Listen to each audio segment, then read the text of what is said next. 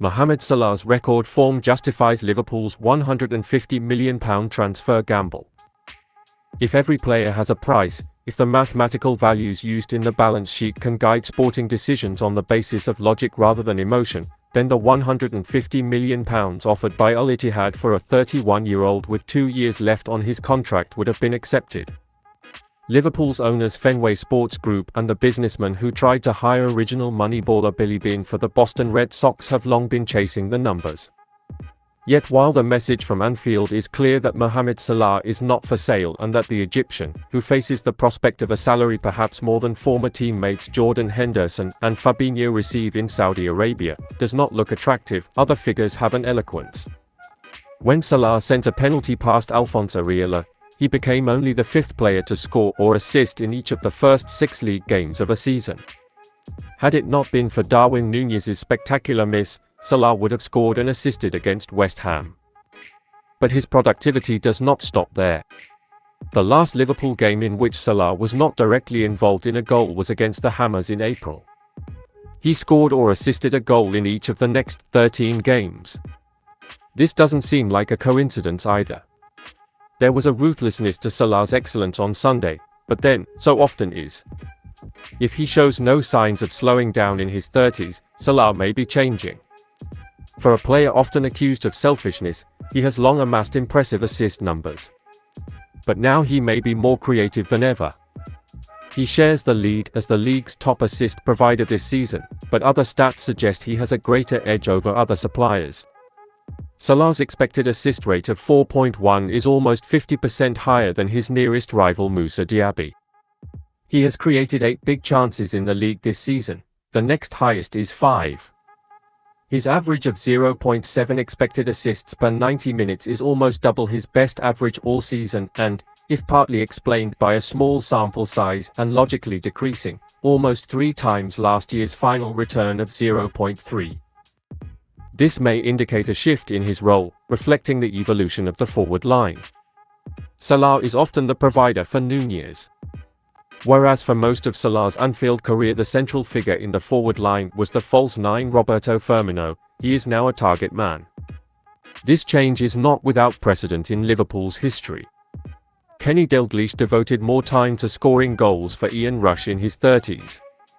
But an offer of £150 million is a lot, even for a club that managed to get £142 million for Philippe Coutinho. Salah's commitment to Liverpool also seems to apply to Liverpool Reloaded, as Jürgen Klopp has dubbed his attempt to build a second big team. He funded the first one by paying for Coutinho, Alisson, and Virgil van Dijk. The Brazilian represented the biggest Moneyball deal for the sabermetrics aficionados on the board and for Klopp. Klopp suddenly had an elite defense to support his potent attack. 5 years later, it is remarkable that both Klopp and Salah project a business-as-usual air in the face of a record bid. FSG may remember this if Salah leaves on a free transfer in 2025. But for now, the gamble of rejecting a windfall is producing a dividend in football. A title challenge could come from Merseyside, whereas it almost certainly wouldn't have come without Salah. Early evidence suggests that Liverpool should return to the elite European competition. Without him it would be a bigger doubt, but Champions League revenues would provide FSG with a different compensation. Then there is the symbolic importance of an icon. Liverpool's confidence was not damaged by the loss of Henderson and Fabinho, but it could have been with the sale of Salah. And it's not just from Saudi Arabia that admiring glances are being directed towards Merseyside. Germany's interest in Klopp was recently rebuffed, and it's clear that the manager is enjoying leading this renewed, rejuvenated team, seeing where they can go and what they can do. Perhaps some of his remaining ambitions can be realized at Anfield. It would have been less possible without Salah. His departure would have been an admission of defeat, the end of Klopp's golden era. Taking everything into account, it makes sense to turn down £150 million.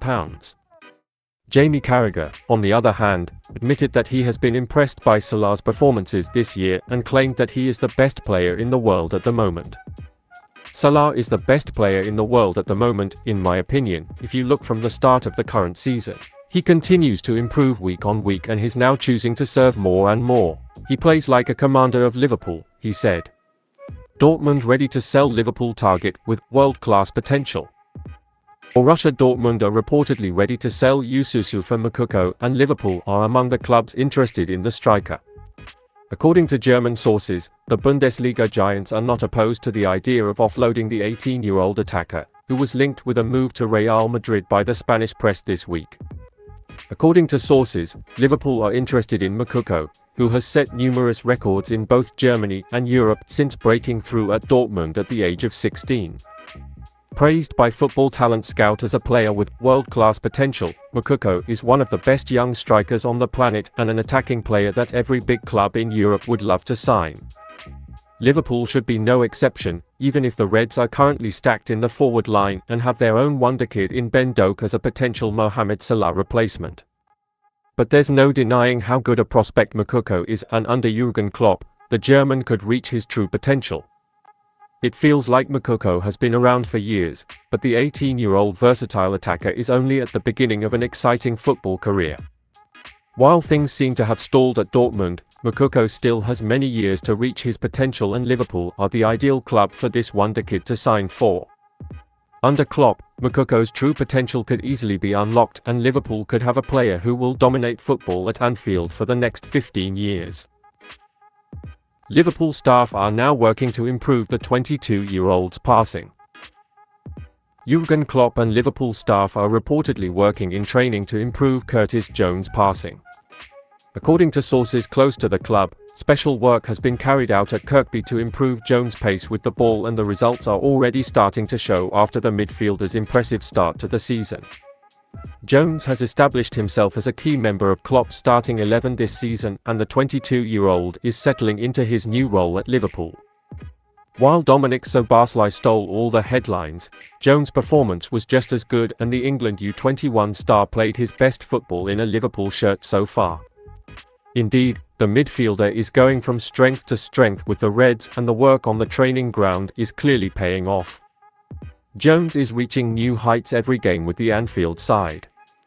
What's more, Jones seems to be loving his time as part of Liverpool's new-look midfield, and the academy graduate is grasping his role with both hands.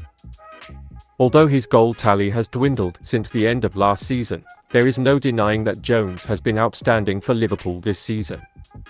It's no coincidence that Klopp has started Jones in the Reds' last 3 Premier League games, and the midfielder could become a superstar for the Anfield outfit in the coming years. While there are still some aspects of his game that need work, it is clear that Jones is working hard in training to reach his full potential, and that the club staff and Klopp are pushing him in the right direction.